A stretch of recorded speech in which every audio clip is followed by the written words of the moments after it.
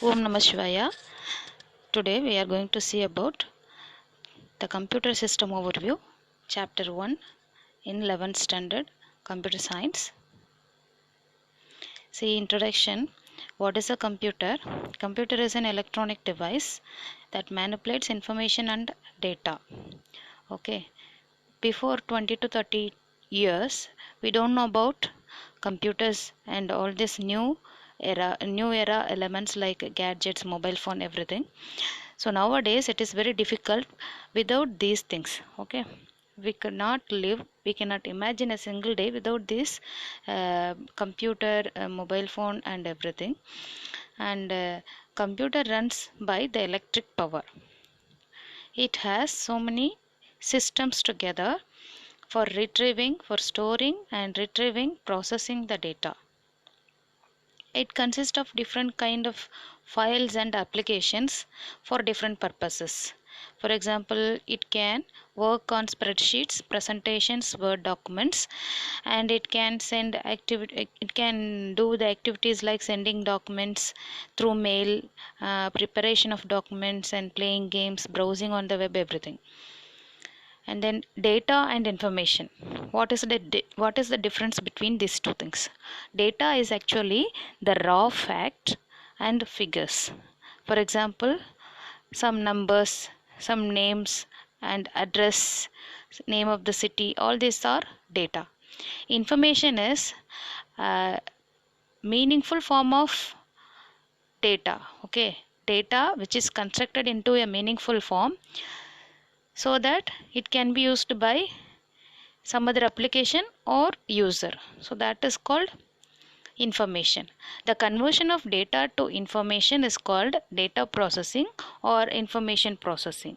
The process of conversion of data into information is called as data processing. So the computer is a combination of hardware and software. Hardware means all the physical devices. It consists of keyboard, CPU, monitor, and etc. Software means the written instructions which helps for the running of this devices. Okay, written instructions or programs that controls the working of the system. So that is called software. Okay, basic organization of the computer. So computer works as per the IPO cycle. IPO means input, process, output. So computer processes a certain input and provides some output. And computer system has many components like CPU. CPU itself contains some sub parts like ALU, register and control unit, and other parts of the computers are memory, input unit, output unit, storage unit, and many more. So here we can see the basic architecture of a computer and actual computer system. Okay, here you have in CPU there are three subsystems called ALU, registers and control unit, and separately there is another memory here, and then input unit, output unit and storage unit. All these things will be connected by a bus. Okay, bus means nothing but it is wires. Next, input unit. So some of the basic examples for input unit is keyboard, mouse and other different kinds of input devices. So these devices help us to give input data to the computer. Okay, so before processing on this data, it should be first fed into the computer. So this will be first stored in the memory and then it will be taken for processing. So this system understand only the signals because it is electronic device. It can understand only the signals on and off. It is represented in terms of binary digits 1 and 0. Okay, some of the input devices. See here you can see keyboard, mouse, joystick, mic, barcode reader, web camera, touchpad, touchscreen, stylus or pen, fingerprint reader. All these are examples for input units or input devices, different kind of input devices available in the market nowadays. And then Keyboard is used for sending data into the computer in terms of alphabets, numbers, and other special symbols, and some signals also. Depends on the key pressed, it will store the data. Then mouse is a small handheld device, and that is a graphical user interface. It controls which has a cursor, which is used for controlling uh, the movement of the pointer throughout the screen, and it is used for selecting a text file, folder, or an image and moving it, all those things. Okay. And microphone, it is audio input device. It receives audio and stores it inside the computer.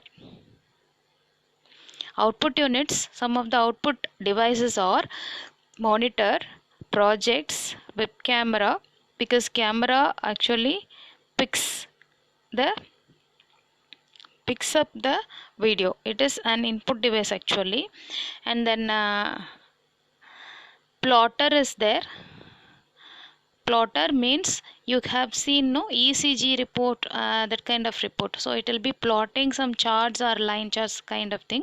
So that plotter. Then speaker is also output device, because it is giving you output, audio output. It is also output device. So these are the some of output devices. What it will do after processing the data, the result of the process will be stored in the memory, and from the memory these devices will take the output and displays it and gives it to the user in various formats. Now we will see about the important part of the computer called CPU, that central processing unit. So CPU stands for central processing unit. It consists of other two units called other three units: arithmetic and logical unit, control unit, and registers. Here CPU is known as the brain of the computer, as it does all the processings of computer. And what is ALU, CU, and registers we will see.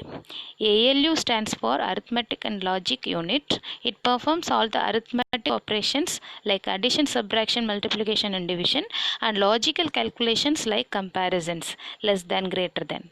So first the information data will be stored in memory.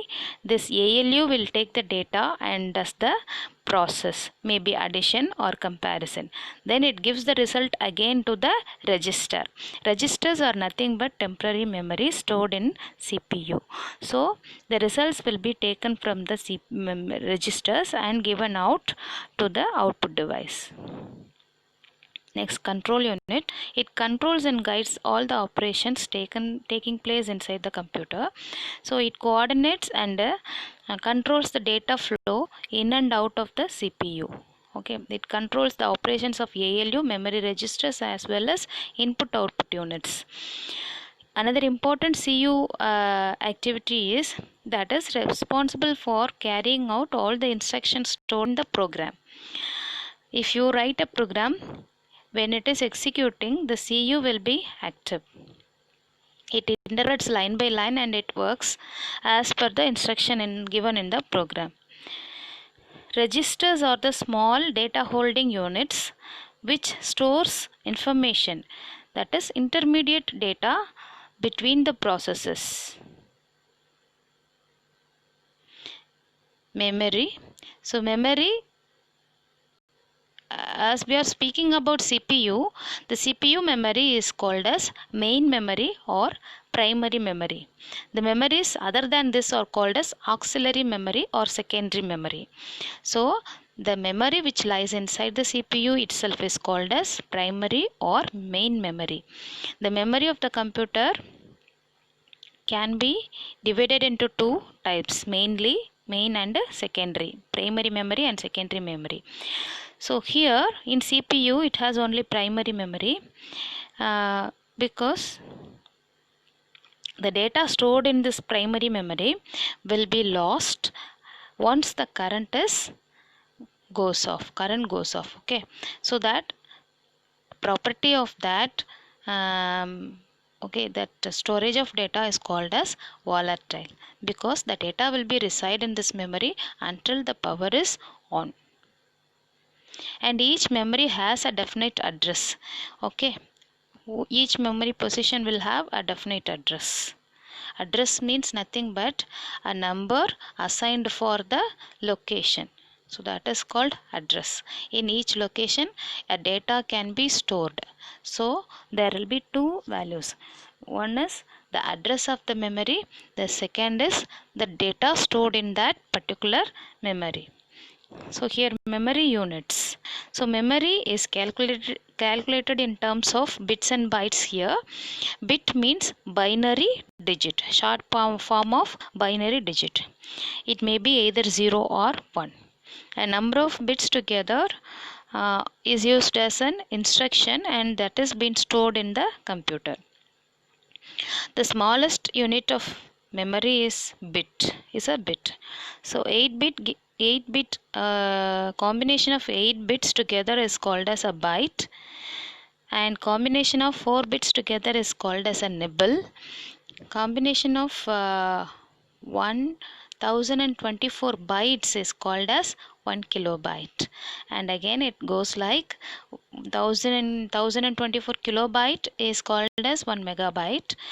1024 megabyte is called as GB, 1 GB. So 1 GB is 1024 MB, right? So 1024 GB is called as 1 terabyte, and 1024 TB, terabyte, is known as 1 petabyte, and 1024 petabyte is called as exabyte. 1024 exabyte is called as zettabyte. So normal PC will be handling up to gigabytes. Okay, some special computers like mainframes can work up to TBs, terabytes. Supercomputers can work with the PB, petabytes, exabytes and zettabytes. Depends on their capacity, they will store these things. Part